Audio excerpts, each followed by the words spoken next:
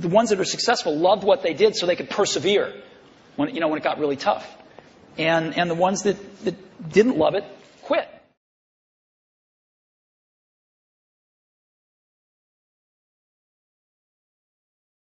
I once met a boy that was sitting on a corner.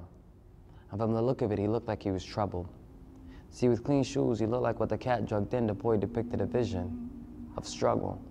In his eyes, I could see there was a burning fire, like he lived among the worst of lions. So with the little knowledge I had, I tried to give him some guidance. So I asked him, "What do you think about life?"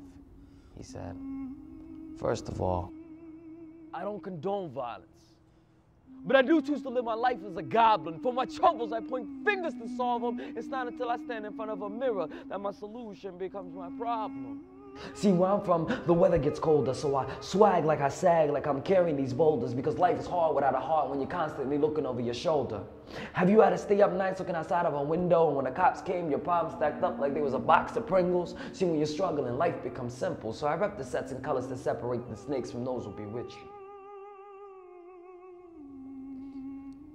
I said, "My brother, you and I are one and the same. We come from the same seed. And no matter where we go, it's the same air that we breathe. In this world, we're limited on time. And without the right education, you'll be that child left behind." He said, "Stop preaching to the choir. You're wasting your time. See, where I'm from, you have to have a great heart, so sometimes we lack great minds. And I understand without the right education, I'll be that child left behind. But no matter how many times you depict that child, one day that child will stop crying. Take yours and call it mine. I call it progress. You call it a crime." I said, "My brother, you could take a bad name and give it a beautiful face. You could take the cause of being lazy and blame it on race. But no matter how many times you depict the story, we're still stuck on the same page. So my brother, what did you do today that was so great?" He said, "My big sister's on meth, just so she has dreams. But the drugs got in her chokehold, so she has nightmares like fiends. I see her shivering in the morning just before I have to leave. So today, I supply my big sister's habits so my big sister can breathe. My mother's on welfare and she can barely survive.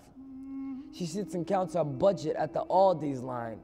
And these banks are like leeches with these overdraft crimes. And sometimes I wake up in the middle of the night and I can see the tears in my mother's eyes. So today, I dropped a stack in her purse just so I don't have to hear her cry. If this is what I gotta do for my family to survive, who are you to judge my type of life?"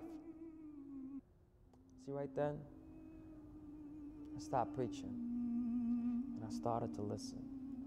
Because when this boy spoke, I could tell he was gifted. He said, "My brother, you start NGOs to supply people like me.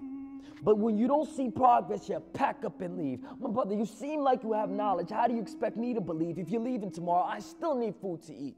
See, in school, they teach us about leaders like Martin Luther King and how the masses will follow because the man had a dream. Or brothers like Malcolm that move crowds when he speaks. But all the great brothers I know that talk too much end up deceased. So my brother, what is it you need? I don't need a judge or jury or preachers that preach. I need brothers that will bite their tongues and just march with me. So my brother, will you march with me?" See those words? They ran through my mind like a pendulum. He said, "I don't need a judge or jury or preachers that preach. I need brothers that will bite their tongues and just march with me. So my brother, will you march with me?"